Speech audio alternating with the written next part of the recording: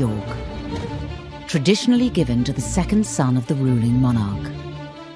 Being the youngest son, being the spare, is a really difficult role. There is no job spec. Throughout its 600-year history, the House of York has had more than its fair share of scandal. Dukes of York are ripe for scandal. There are always going to be pitfalls. Of course, you have all the perks and privileges of being royal and none of the responsibilities. Some very formidable characters in our island history have been Dukes of York. There's the infamous story of the princes in the Tower who were allegedly murdered by their uncle, Richard III. But now the current Duke of York, Prince Andrew, is facing scrutiny. As the second son, Andrew spent his childhood and, of course, his adult life he has spent in the shadow of his older brother. A bit naive, but then his judgment has always been a bit naive. Did you have to go by private jet to Newcastle? Yeah, because there was no other way of getting there and back. A naval officer and celebrated war hero. When there are missiles and things flying around, at that precise moment, you are on your own. I don't call it escapism at all. James Bond is escapism, and I'm not a commander yet. A playboy prince, once second in line to the throne. I think he was always seen, as Prince Charles said, as the handsome one, a bit of a favourite of the Queen. He had a good life. He had all the privilege with none of the responsibility. Now caught up in a story that has shocked the world. I think it's fair to say that this is a scandal of an entirely different nature. This is by far the most damaging of allegations. Poor old Prince Andrew, he rarely seems to be out of the papers these days. Prince Andrew, are you going to resign, Prince Andrew? You're an embarrassment, sir. What impact will the current Duke of York have on the future of the monarchy? He's never been far away from controversy, but his connection with Epstein, that ill-fated friendship, has inflicted the greatest damage on his reputation as a member of the royal family. What will this latest scandal mean for the House of York?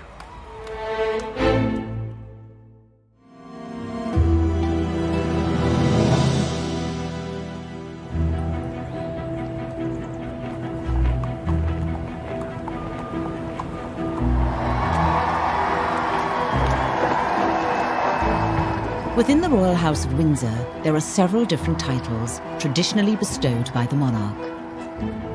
Wales, Cambridge, Sussex, and York.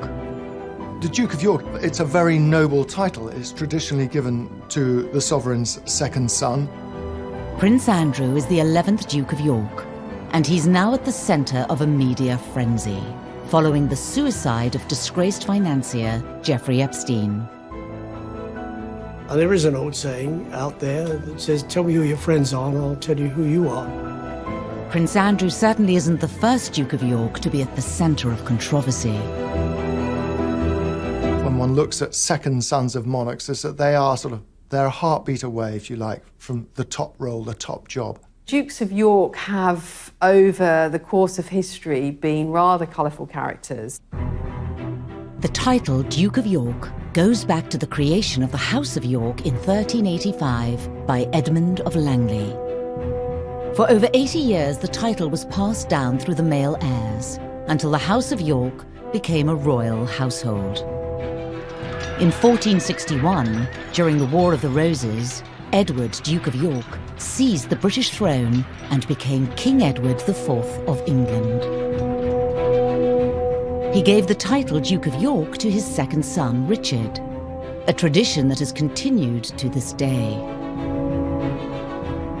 The first second son to have that title was Richard, Duke of York. And Richard, Duke of York, was right bang in the middle of the Wars of the Roses, at that time when the houses of York and Lancaster, both which had claims to the throne, were basically fighting for the throne. But Richard's life would be a short one after he disappeared in mysterious and macabre circumstances. There's the infamous story of the princes in the Tower who were allegedly murdered by their uncle, Richard III, the king in the car park, as many people know him. And allegedly, he killed his nephew in the Tower because he wanted to be king himself. The story goes that the 9-year-old Duke of York, Richard, and his older brother Edward were locked away in the Tower of London as part of a villainous scheme to claim the throne. Their bodies were never found. History holds that, their bones are there in the Tower of London. With no male heir, the Duke of York title went into extinction with 9-year-old Richard's death. But just over a decade later, after a shift in the monarchy, the title was given to the next second son in line to the throne, a certain Henry Tudor. Infamous Henry VIII, of course, was also a second son. He was the second son of Henry VII. He wasn't supposed to be king, but when his brother, Prince Arthur, died, he not only married his former brother's wife, but he also became king. Arguably one of the most notable Duke of Yorks to become king is Prince Andrew's grandfather. Some very formidable characters in our island history have been Dukes of York, but perhaps the most significant, the one immediately before Prince Andrew, was King George VI. The Queen's much-loved father, on whom she pretty much has based her entire reign, so she holds that position extremely dear to her. The Duke and Duchess of York with their little daughters arrive in the first carriage, and Princess Elizabeth lingers on the steps to take stock of the scene. The abdication of Edward in 1936 paved the way for Albert, the Queen's father, to give up his title as the Duke of York and become King George VI. When the Duke of York realised that he was going to have to become king, he broke down and cried. As he said, I don't know anything about it. I haven't trained to do this job. And you certainly do need training to do that job. To be placed in the position of having to choose between love and the throne is one of life's most tragic dilemmas, even if the dilemma is of the king's own making. It's one of the most pivotal moments in the history of the British monarchy. Princess Elizabeth, as the daughter of the Duke of York, yes, she probably would have been a working royal, but her whole destiny was changed. And in fact, the history of the British royal family was changed. Over time, the Duke of York role has become known as the spare heir. Being the youngest son, being the spare, is a really difficult role. There is no job spec for it. There are always going to be pitfalls. Of course, you have all the perks and privileges of being royal and none of the responsibility. The Dukes of York are really ripe for drama and almost inevitably going to be problematic as they try and find a role for themselves when they don't actually have in their sights the big job, which of course is the crown. One of those titles that goes through the ages, and you try not to live up to a previous one, but eventually something comes up and smacks you in the face. Prince Andrew would not receive his official title of Duke of York until his marriage in 1986. But from birth, he was in the headlines, being the first child born to a reigning monarch for 103 years. Prince Andrew had a very happy childhood. He came 12 years after the Prince of Wales was born, and of course, a little bit after Princess Anne was born. The third of 4 children, it was rumoured that he was the Queen's favourite. I suppose some might say that Andrew was spoilt far more than Charles was. I think family friends have certainly told me that he was the favoured son. She had more time for Andrew. He was her golden-haired little angel. It's said this perceived favouritism led to Andrew developing certain characteristics. He was quite cocky, even from a young age, and some might call it boorishness. He had a reputation as he grew up at school for being a little bit self-entitled, certainly very aware of who he was, a sense of self-importance. I think he was always seen, as Prince Charles said, as the handsome one, a bit of a favourite of the Queen. He had a good life. He had really all the privilege with none of the responsibility. In 1979, Prince Andrew would find a role for himself when he joined the Royal Navy as a helicopter pilot. Harpoon Master is on. FCS, Niles, trims, set, lights on. He wanted to make the Navy really his career for life, and he was a diligent young officer, with one or two exceptions. I mean, he is famously said to have remarked to one senior, very senior naval officer that the senior officer could call him H, being short for HRH. And the senior officer said, "And you can call me sir." And that, again, it gives you an idea of what the young Andrew was like. Basically, what I'm here for is to work the ship up into aviation, and also myself back into the deck. And actually getting back on the deck on a dark night is quite exciting. He was a good naval officer, diligent, hard-working.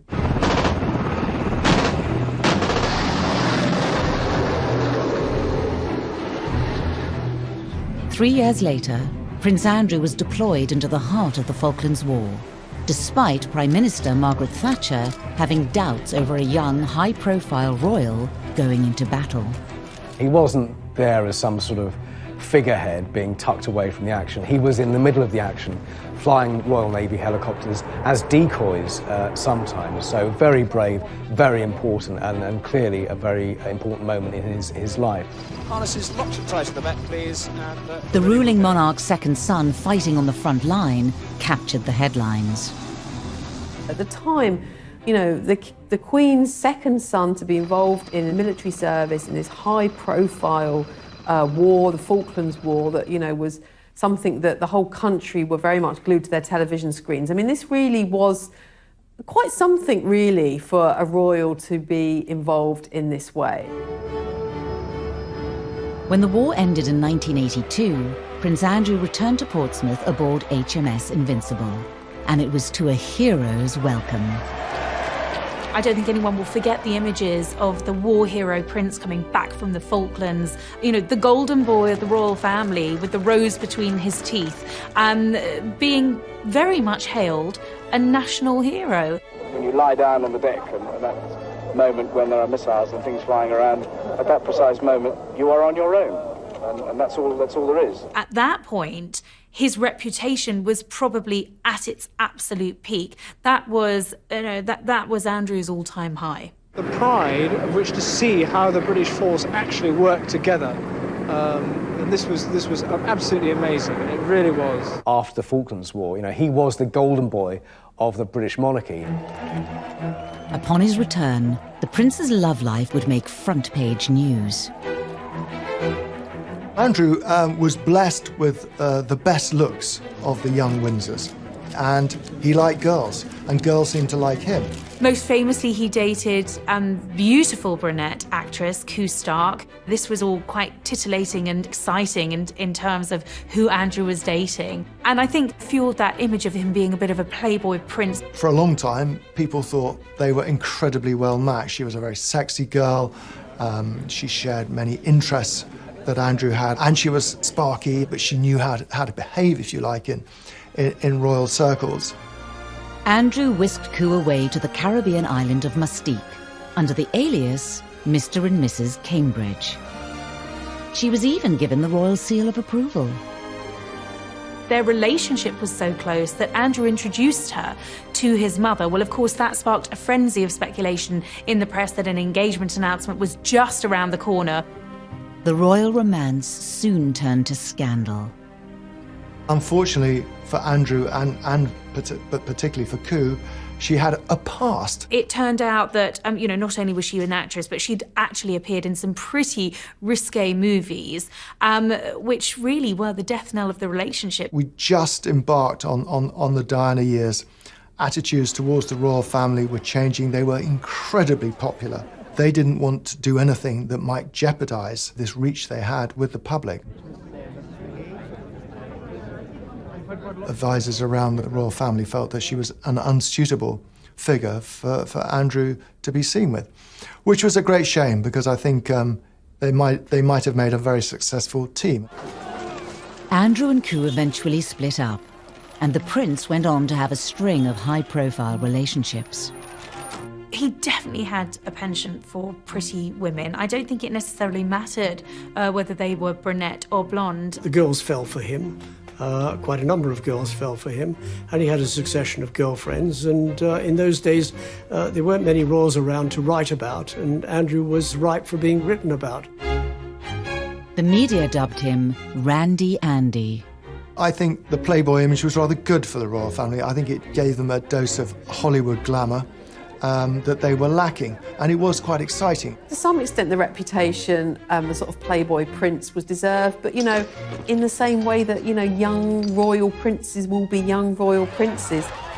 The press loved this. You could see that this was, you know, Andrew at his prime. By the mid-1980s, despite a reported Playboy lifestyle and front-page headlines, the future Duke of York was a popular member of the royal family.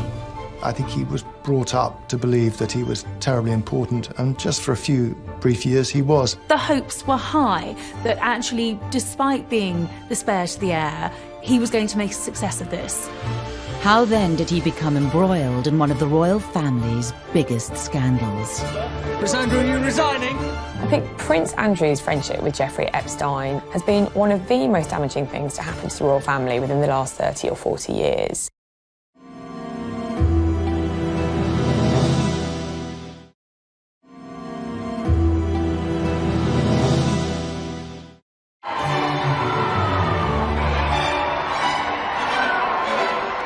Members of the royal family are often given titles upon marriage, and Prince Andrew was no different. After marrying Sarah Ferguson in 1986, his mother, the Queen, bestowed on him the title Duke of York.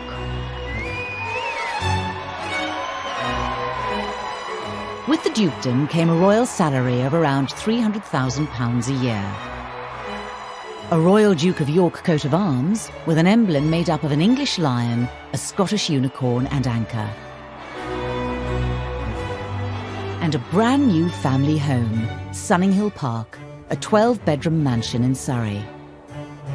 Being the Duke of York, of course, a role that comes with all the perks and privileges, life in a palace, a valet, a butler, you know, his every whim catered for. I mean, Andrew had all of that, a life of luxury, a life of privilege. Connected by title rather than blood, Prince Andrew was now part of a house and lineage dating back over 600 years.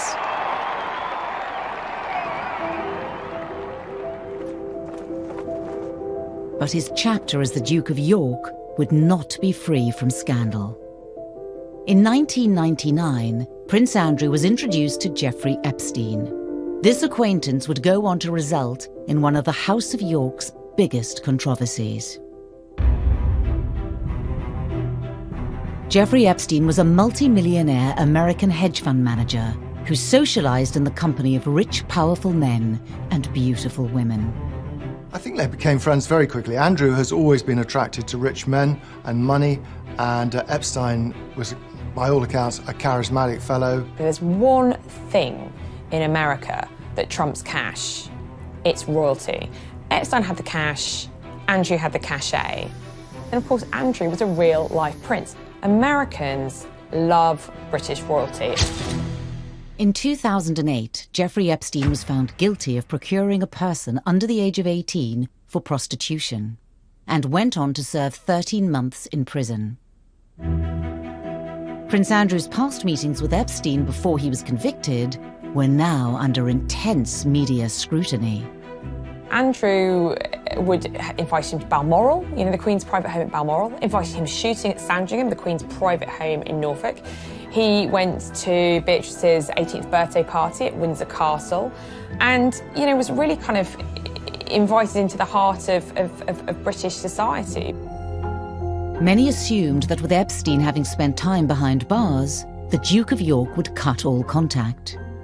What was so staggering was in 2011, after Epstein had been released from jail, Andrew was photographed walking with him. It was an extraordinary image.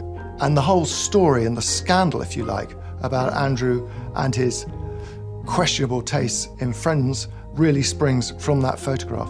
Andrew felt that he could still remain on amiable terms with Epstein. A bit naive, but then his judgment has always been a bit naive. It was around the time of Epstein's release that a photo of the Duke of York and Virginia Roberts, now Giuffre, appeared in the world's press. Although some close to the prince claimed it was a fake, and the story went quiet. 4 years later, things went from bad to worse for the Duke of York when Virginia Roberts implicated him in the growing sex scandal. Virginia Roberts claimed she'd been essentially recruited as a very young girl by Epstein, and Prince Andrew had slept with her 3 times. Prince Andrew strenuously denied all allegations, and the accusations were later thrown out of court after the judge ruled them immaterial and impertinent. At the moment, these are allegations. Nothing has been proven, and in this country, you are innocent until proven guilty. Nonetheless, allegations of this nature are incredibly damaging. Did you recover from this, sir? In 2015, with questions still looming over the Duke of York, he was forced to address the accusations during a royal engagement. Firstly, I think I must want, for the record, to refer to the events that have taken place in the last few weeks. And I just wish to reiterate and to reaffirm the statements which have already been made on my behalf by Buckingham Palace. This was one scandal that would not go away. In July of 2019, Jeffrey Epstein was charged with further counts of sex trafficking. He committed suicide in his cell whilst awaiting trial. With the eyes of the press back on Epstein and his associates, Prince Andrew once again became front-page news. This time it was a video from 2010, and like the photo in Central Park, it showed the Duke of York spending time with Epstein after the latter's conviction. A video of Andrew at Epstein's townhouse in Manhattan, where there was lots of comings and goings with young women. So the world is saying, how could he not have known what was going on? The Duke of York strongly denied any wrongdoing, but the press continued to ask serious questions of him. Members of the royal family have to be really careful about the company they keep, and I think that the main charge against Andrew is the company he has kept. He's guilty of one thing, and that's poor judgment, of going to see Epstein after he was convicted. The ultimate lack of judgment is having a friendship with Epstein at all. He sounds like an evil, dreadful pedophile. Prince Andrew's accusers were turning up the heat. In explosive scenes captured outside a New York courtroom in the summer of 2019, Virginia Roberts continued to accuse the Duke of York. On the steps of the court, Virginia Roberts said, and this is incendiary, said Andrew knows what he has done. He knows exactly what he's done, and I hope he comes clean about it. Thank you. That's what forced Prince Andrew into issuing his latest statement. The Duke of York chose to clarify the facts around his relationship with Epstein by issuing a statement. As well as being appalled by the alleged crimes, Prince Andrew claimed that he only saw Epstein once or twice a year, and that he did not see, witness or suspect any behavior of the sort that subsequently led to his arrest and conviction. I think he was trying to apologise. It just prolonged the story, made everything worse, and it raised a lot more questions. It does beg the question, well, why has it taken him 9 years to respond in the way he has? The photograph has been around and the allegations since before 2010. Why on earth didn't he say something then? In spite of the negativity in the press, Her Majesty the Queen has continued to stick by her son. He assured her of this the first time round in 2011, and he assured his mother then that she had nothing to worry about. I was told by a source very close to the family he has her full support. And after this news had broken, the Queen was pictured being driven to church in Scotland with her second son, smiling broadly for the cameras. What better way, I suppose, to send out a very clear signal and show of support, the Queen was once again standing by her son. It certainly isn't the first time that the Queen's second son has had questions asked of him by the world's media. I think in royal circles there's a bit of a despairing and wringing of their hands because, you know, this wasn't just a one-off. There has been so many questionable decisions that Andrew has made, and there's a sense of for goodness sake, you know, when were you going to wise up? The comments that are made about an extravagant lifestyle and so forth. Is that fair? What is an extravagant lifestyle? Travelling by private jet?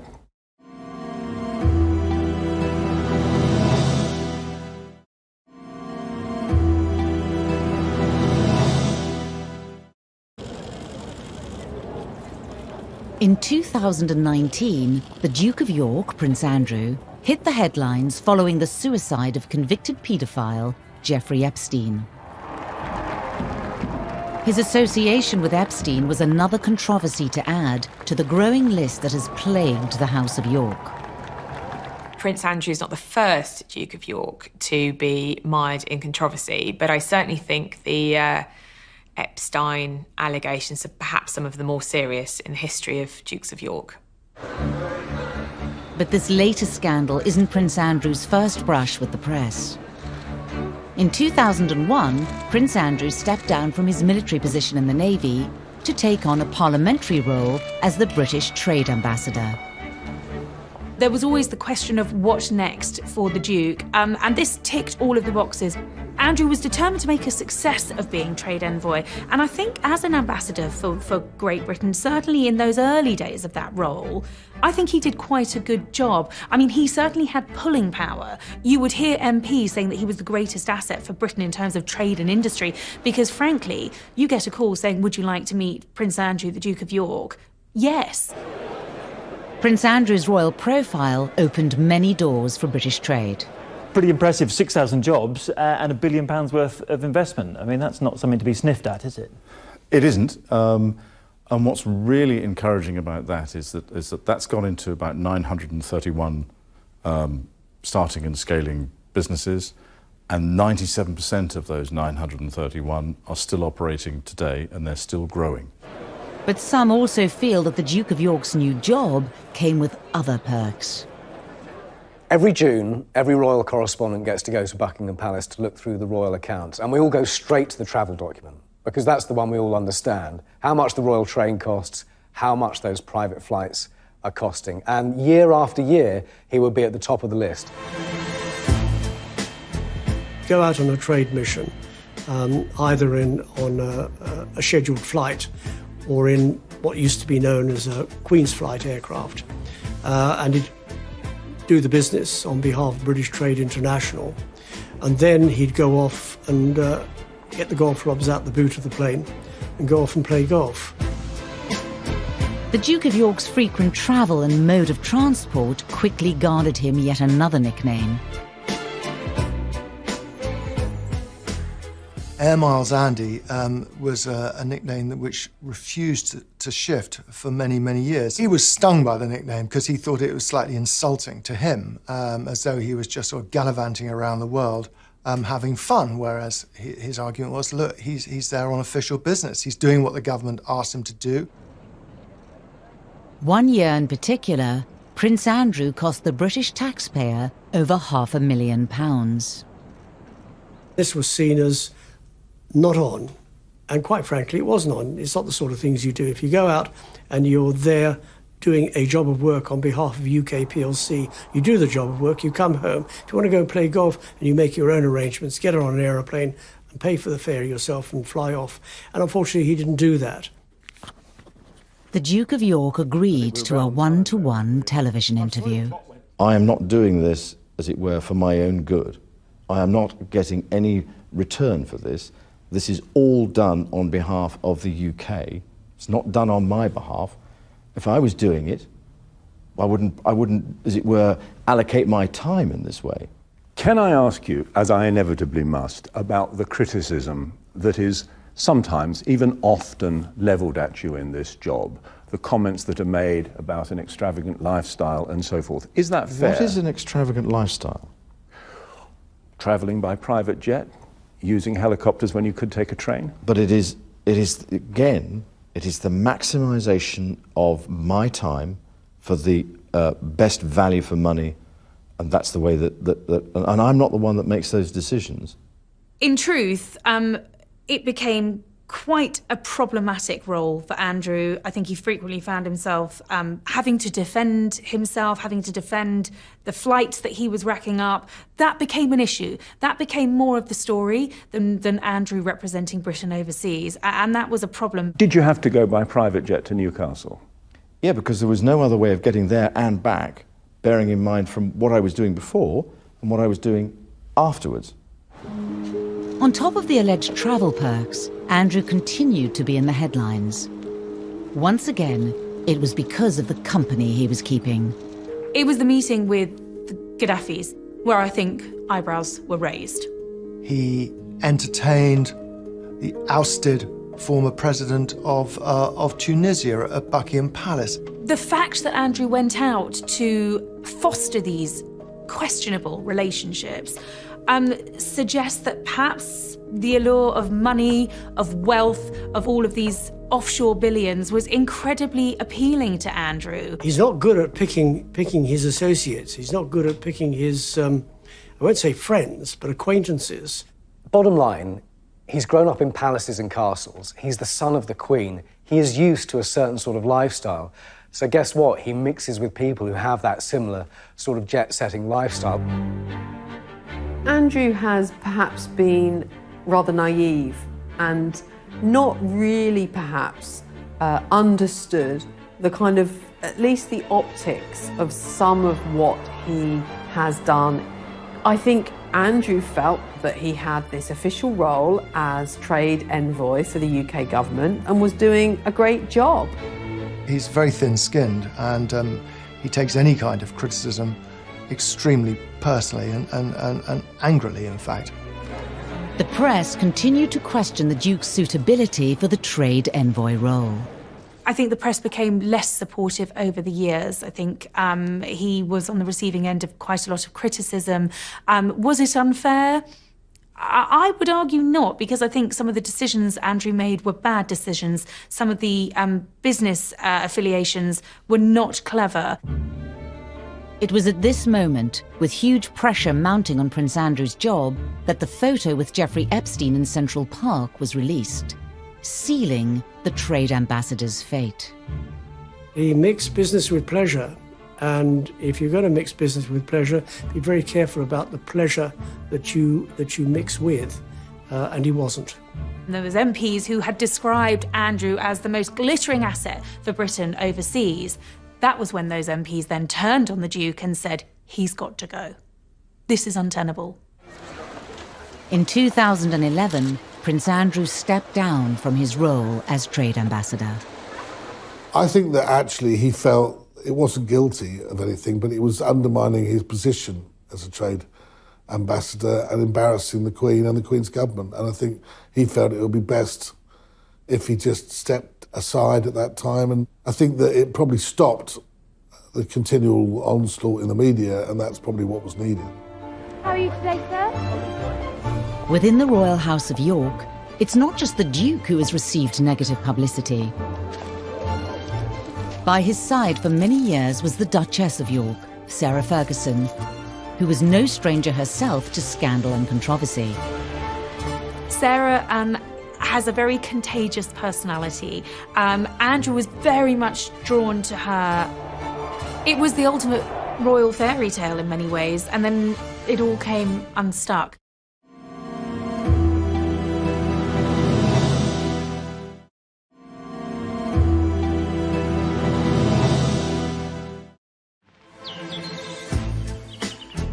Prince Andrew has spent most of his life in the media spotlight.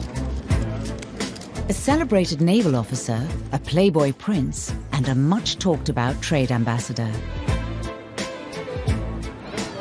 He received his official title from the Queen and became the 11th Duke of York upon marriage.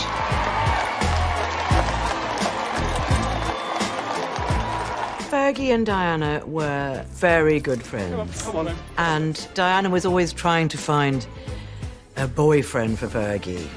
And she came up with the idea of Andrew. Sarah Ferguson was typical jolly hockey sticks, daughter of an army officer, a polo player, skiing all over the Alps in the winter. She was always going to be an interesting addition to the royal family. And on top of that, she and Diana got on really well. Every June, when attending Royal Ascot, the Queen has a house party at Windsor Castle. And on this occasion, Diana invited Fergie, as she was known, with her freckles and red hair and outgoing, bubbly humour. And she and Andrew apparently got on extremely well, so much so that they were feeding each other profiteroles from the dining room table. It was at lunch, wasn't it? Yes. We were made to sit next door to each other at lunch at Ascot. Yes, and you made me eat chocolate profiteroles, which I didn't want to eat at all. I then didn't have them, so I got hit.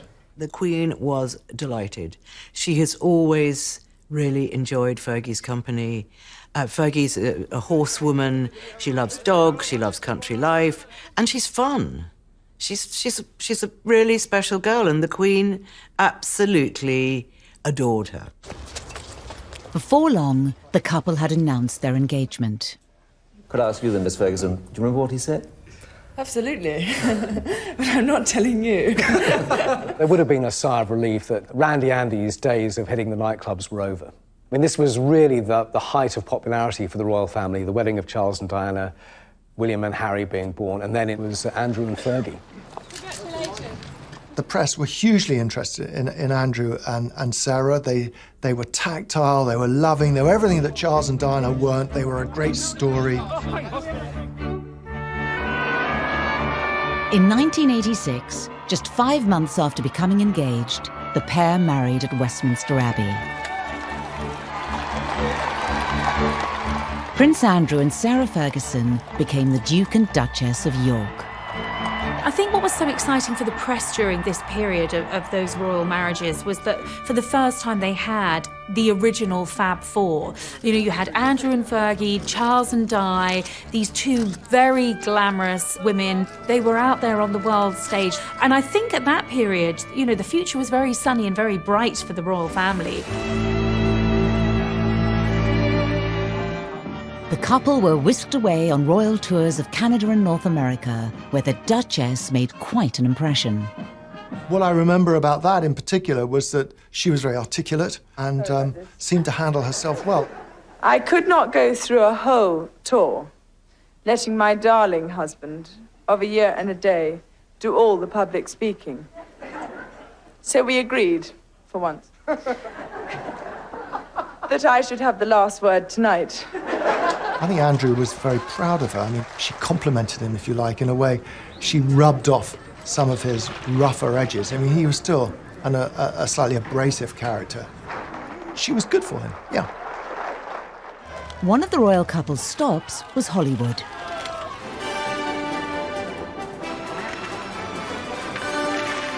I was on the royal tour when they were in Los Angeles, and they were a huge success.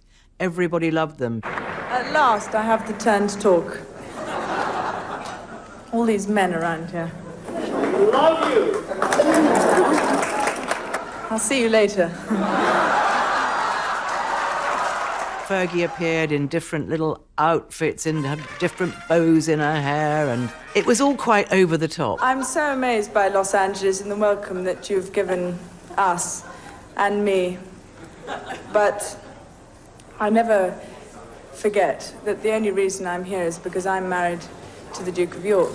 There was a big reception and all the sort of LA crowd, and Fergie and Andrew really did well there. By 1990, the couple had welcomed 2 children, Beatrice and Eugenie. But cracks were beginning to form in their marriage. Fergie was finding life at the palace extremely difficult. She was being criticised hugely at this stage of her life. She didn't have Prince Andrew at her side because he was away doing his naval duties. So things just really started to break down. Captain. Good evening, sir. Red 30 Ranger, 6 miles. As well as the royal tours, Prince Andrew was still serving as a naval officer, spending more and more time away from his family. Captain Roger, yes, thank you very much. As a commanding officer, you can, on occasions, get extremely lonely and isolated if you're not careful. It's terrible. I mean, you're going away and leaving what you love behind. It's a fantastic job. All three services, a fantastic job for a single man. It's getting less and less so for a married man. I don't call it escapism at all. James Bond is escapism, and I'm not a commander yet. Sarah was basically a single mother at home with raising 2 children, and it put a huge strain on the relationship. The couple's marriage was under intense media scrutiny. Rumours of affairs began to circulate in the press. Fergie was seeing a man called Steve Wyatt, and it seemed so soon after the marriage, and yet there was already talk that the marriage was in great difficulty. She felt neglected by her own husband. She was being given a really hard time by the press. I think she was incredibly vulnerable. Speculation continued for months until the Duke and Duchess of York were forced to make an announcement. When Andrew and Sarah announced their separation in early 1992, very rapidly she was seen to be involved with a man who was euphemistically described as her financial advisor. A royal separation was only the start of the controversy for the Duke and Duchess of York, after now infamous photos of Sarah Ferguson were released in the media. I was with John Bryan the night the pictures appeared in one of the tabloid newspapers, and I'd gone to his flat with the Daily Mirror, and he phoned Fergie, and I could hear him talking to her, and you know, he's saying it's bad, it's worse than we thought. They managed to get pictures of her on a sunbed, and she was having her toes sucked by her financial advisor. These pictures were compromising, they were embarrassing, you know, shameful for Fergie. Things quickly went from bad to worse for the Duchess of York.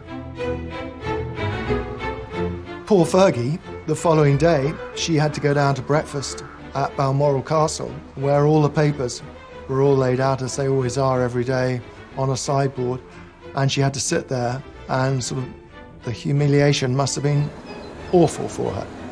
She fled Balmoral in tears, and she didn't return for a very long time. Sarah Ferguson was really cast to the outer darkness. It was the final nail in the coffin for Andrew and Sarah. The Duke and Duchess of York's relationship troubles were publicised the world over. Combined with other royal scandals, 1992 would prove to be a year that would haunt the Queen. It has turned out to be an annus horribilis. I suspect that I'm not alone in thinking it so. The 1990s was a series of disasters, 1992 being the worst year in terms of royal breakups, 3 royal marriages, 3 of the Queen's children separated in 1992. Princess Anne divorced, Andrew and Fergie separated, Charles and Diana separated. Not only were her children's marriages deteriorating, but they were being played out in the press in the most lavish, spectacular fashion. It culminated in that famous speech that she gave in which she described 1992 as her annus horribilis, her horrible year, her worst year, if you like. 4 years later, Sarah Ferguson and Prince Andrew finally divorced. Although no longer considered a royal, she was allowed to retain her title as the Duchess of York. Many thought their separation would bring an end to the media frenzy circulating the House of York. You know, Diana took millions from her divorce with Charles. Fergie took pretty much nothing.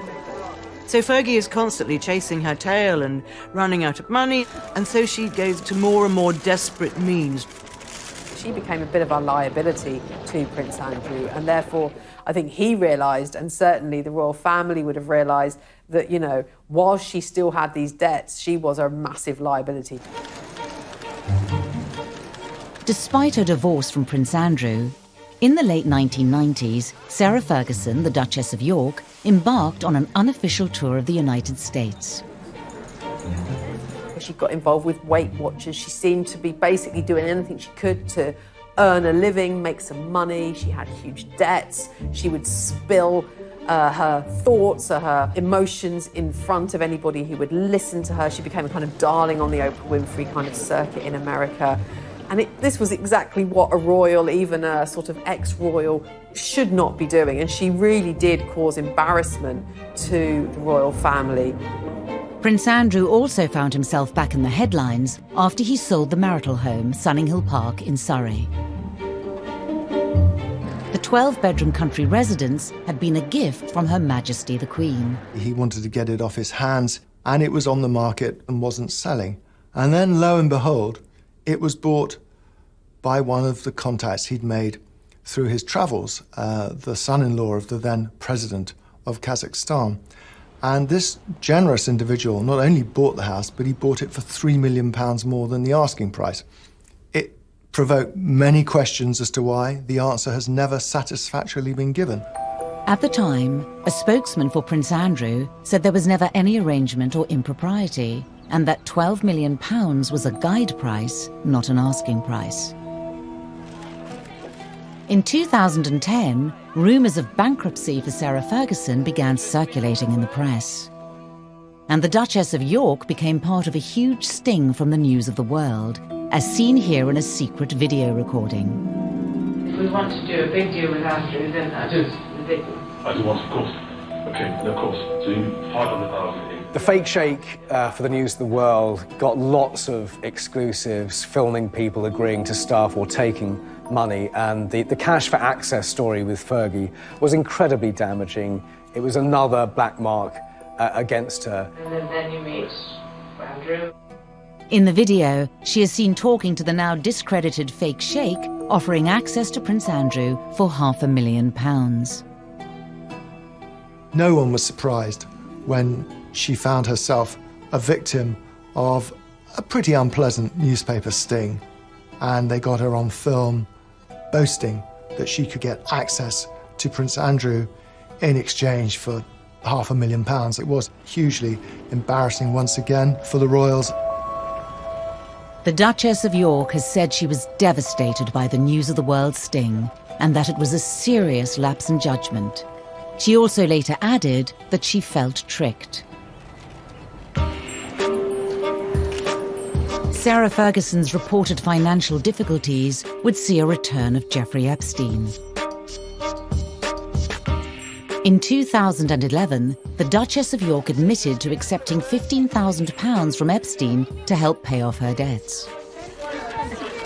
One of the other complications to the story of Epstein and Andrew is the fact that the Duchess of York herself was acquainted with Epstein, and indeed he lent her money for the infamous debts that she had after her divorce to Andrew. Epstein was among a number of rich men who helped to bail her out. A bad choice, and I think the Duchess has since recognised that she should not have accepted money from him. Sarah Ferguson later said she had made a gigantic error of judgment. It all just is very, very, very unfortunate, and it's again this kind of lingering bad taste that Epstein has brought to the royal family's reputation in regard to both Andrew and Sarah. Despite all the controversy, over the years, Prince Andrew and the Duchess of York remained close. What I find remarkable is that despite all of the scandal, you know, the debt, the controversies, Andrew and Sarah have remained the best of friends. With the whole Epstein affair, Fergie has absolutely kind of stood by her man. I think she's been the one who's been in scrapes before, and Andrew's always stood by her. He's never thrown her to the wolves. He's always looked after her financially, emotionally. And I think this time she felt able to repay a lot of that debt. With the Epstein scandal showing no signs of disappearing, and Prince Charles set to one day take the throne, what does the future hold for the Duke of York and his family?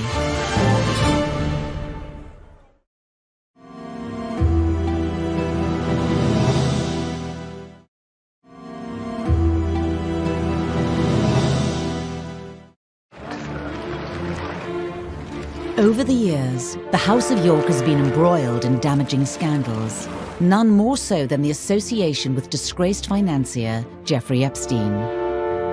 I think that Andrew's judgment is probably clouded partly by the life he's led, his upbringing. He's been protected from the world. And royal insiders say that the whole affair has impacted Andrew's relationship with his older brother Charles, who as future king will have ultimate say over the future of the British monarchy and Andrew's role. My understanding from a source very close to the Prince of Wales is that when he saw those pictures of Epstein and his brother photographed walking in Central Park, his advice to his brother was to leave that relationship well alone. It was a relationship that I think had worried Charles from quite an early stage, but that picture was really the nail in the coffin for Charles. It was when he said to his brother, stay away from this. But of course, that advice came a little too late. Could the scandals of Prince Andrew lead to the marginalisation of the House of York? There is a battle going on right now behind the railings of royal palaces about the future size of the British monarchy, about slimming it down, about getting rid of the minor royals from the public funding and so on. There was a glimpse of the new potential slimmed-down monarchy at the Queen's Diamond Jubilee in 2012. The Duke of York and his two daughters, Princesses Beatrice and Eugenie, were noticeably absent, further fueling speculation that Prince Charles was beginning to sideline the House of York. Andrew and his family not being invited to appear on the balcony at Buckingham Palace for the Queen's Jubilee was really significant because it was a real statement of intent by Prince Charles. This was the future of the royal family. William, Harry, Kate, Charles, Camilla, the Queen. Andrew and Eugenie and Beatrice were nowhere to be seen. And Andrew very much felt the snub, but Charles was proclaiming it very publicly by saying this is the current monarch, this is the future monarch, and this is the future of the royal family in a very, very public way. And it was like, no, Andrew. It's the Magnificent Seven, as they then were. That's Charles's vision of a modern monarchy. It's not a balcony stuffed full of 20 or 30 people. Andrew's not stupid. He's noticed that, and he is absolutely campaigning for a future role, a bigger role for Eugenie and Beatrice. Would you like to officially let the snake has a fort open? Now this has provoked an enormous conflict, largely between Prince Andrew and his brother Prince Charles. It's Charles who is driving this idea of a slimmed-down monarchy, and it has been from Charles's side of the argument that Beatrice and Eugenie should perhaps be pushed out of the limelight. As well as criticism levelled at the Duke and Duchess of York, their daughters, Princesses Beatrice and Eugenie, have also over the years been criticised by the press.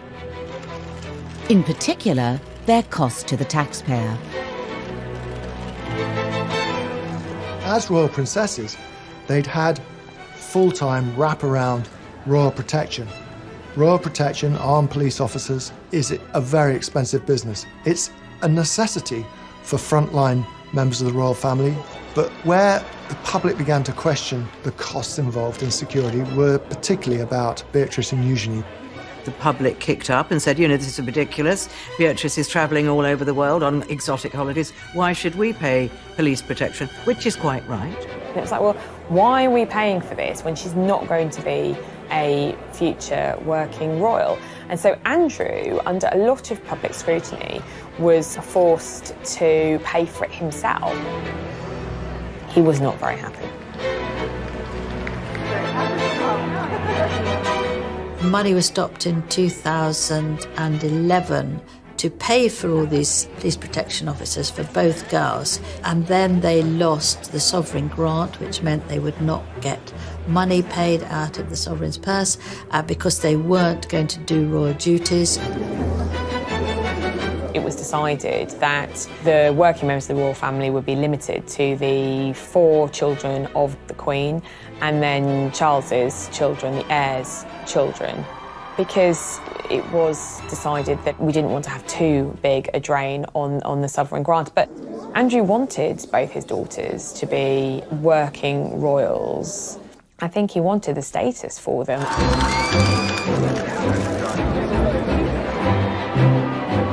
You look at the Princess Royal, she's got 2 children, Peter Phillips and Zara Tindall. Both of them, without titles, have made their way in life quite admirably, without any handouts from anybody, without any titles, and it's worked for them. And if it's worked for them, then it should work for Beatrice and Eugenie. In 2018, Princess Eugenie married her long-term boyfriend, Jack Brooksbank, amid all the pomp and ceremony of a royal wedding, the scale of which many believed was Prince Andrew's way of putting his family back into the royal limelight. There was criticism over Eugenie's wedding. It was paid for privately, and yet, there was still questions asked over whether it was absolutely necessary to have 2 wedding dresses, 3 days of parties. And I think for the Yorks, it's hard for them to escape that sort of controversy because they have been known for their exuberant spending over the years. Prince Andrew, becomes very grand and royal, and he makes things happen. You want to get married in St. George's Chapel? You'll get married in St. George's Chapel. You want the biggest party the world has ever seen in my back garden? You'll have it.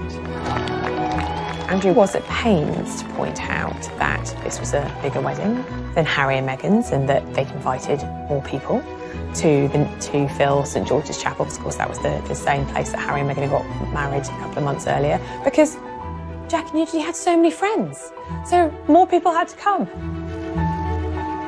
Eugenie had 3 days of parties. It was almost Andrew saying, yeah, Meghan and Harry, whatever you can do, I can do better.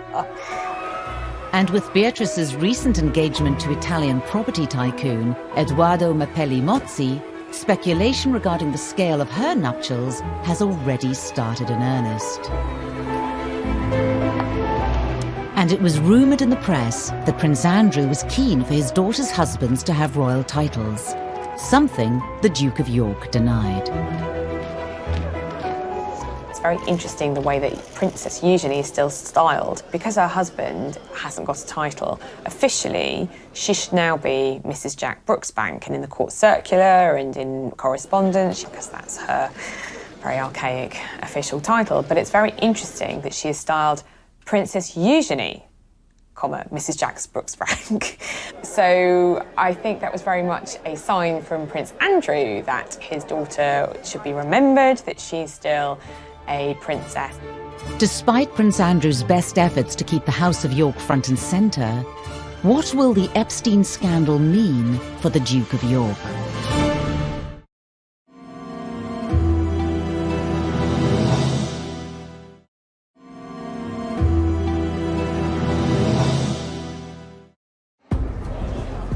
In the summer of 2019, fresh revelations in the Epstein scandal emerged, once again threatening to engulf the Duke of York.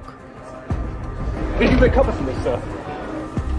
He's never been far away from controversy, but his connection with Epstein, that ill-fated friendship, the Epstein connection, has inflicted the greatest damage on his reputation as a member of the royal family. In July, federal prosecutors filed new charges and once again arrested Jeffrey Epstein. Prince Andrew's continued friendship with Epstein was once more called into question.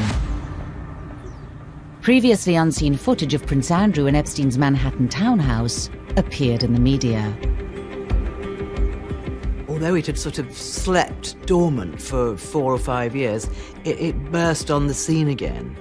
And they showed a video of Andrew at Epstein's townhouse in Manhattan, where there was lots of comings and goings with young women. So the world is saying, how could he not have known what was going on?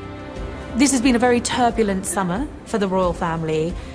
Buckingham Palace has gone into firefighting mode. They're defending the Duke of York against the most serious allegations to plague him in his royal career.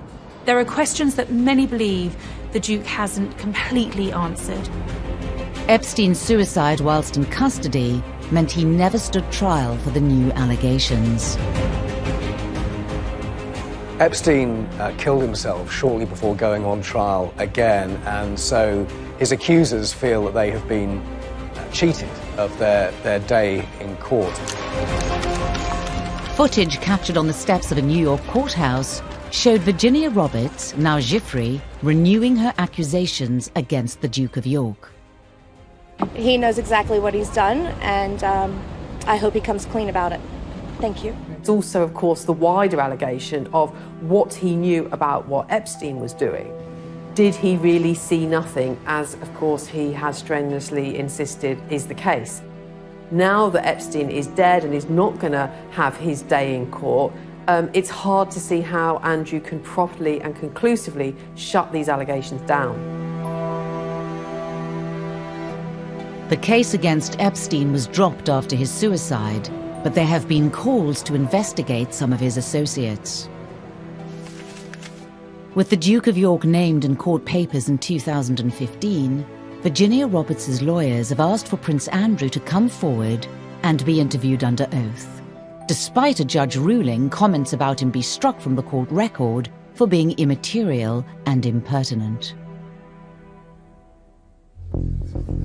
Andrew has never been spoken to by American law enforcement agencies. Buckingham Palace has been at pains to stress that if people want to talk to Andrew, they can. I mean, of course they would say that, wouldn't they? Whether that would actually happen is a different matter. If the Duke of York were to testify, it would be the first time in history that a member of the British royal family has appeared in a US court. Andrew clearly in his statements repeatedly has said, I didn't do anything wrong, I didn't know anything wrong was going on. The statement hasn't appeased the various Epstein victims in America, and in particular one has said that Andrew knows what he has done, and the lawyer is calling for Andrew to go to the US to testify. Virginia Roberts gave a televised interview to American television program Dateline for NBC. It was a program watched by millions, in which she further detailed her alleged interactions with Prince Andrew. The first time in London, I was so young. Keelan woke me up in the morning and said, "You're going to meet a prince today." I didn't know at that point that I was going to be trafficked.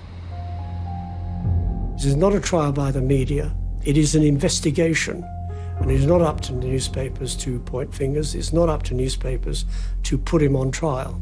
It is up to the Americans, as and when they have a case. Will he be a hostile witness to the FBI inquiry? Will he be dragged into some court case in America? That seems less likely. But surely someone is going to want some answers to very many questions about his connection to Jeffrey Epstein, to the girls, and to all those stories which have been buffeting the royal family throughout the summer months. Despite his protestations of innocence, we don't really know what happened, and therein lies the problem. And I think that this will continue to dog him, this affair, for the rest of his life. The impact of the Epstein scandal on the royal family is yet to be seen. The royal family are, by their very nature, loyal to one another, and they close ranks and support each other. But Prince Andrew is testing that policy and that loyalty and, family ties absolutely to the limit. The royal family, over the centuries, have been involved in all sorts of allegations, innuendo, scandals, and they have survived. They've survived for over 1,000 years, and they will continue to survive. Individual members of the royal family are not involved in this, only Prince Andrew. As Prince Andrew's future is discussed and speculated upon in every quarter, the title Duke of York is itself facing an unknown future.